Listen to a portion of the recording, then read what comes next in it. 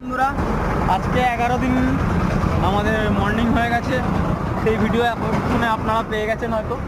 তো আমরা গোবরাপেট টোল ট্যাক্সের সামনে এসে দাঁড়ালাম এবং আমাদের মাথার মধ্যে এই জিনিসটা বারবার ঘুরছে যে আমাদের সাথে যেটা সকালে হলো সেটার জন্য আমাদের এখন রাইডেও প্রবলেম হচ্ছে।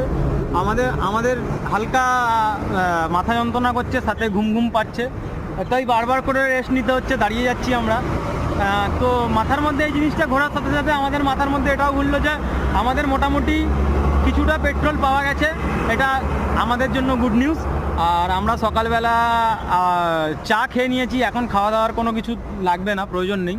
সো আমরা এখন ভাবছি যে আমাদের সাথে আজকে রাত্রিবেলা যেটা ঘটলো, সকালবেলা ভোরবেলা যেটা ঘটলো, সেটার পর আমাদের এই ঘুমানোটা নিয়ে আমাদের শরীরে প্রবলেম আসতে পারে। তো আমরা চাইছি যে এই প্রবলেমটাকে কিভাবে সল্ট আউট করা যায়। তো এটার জন্য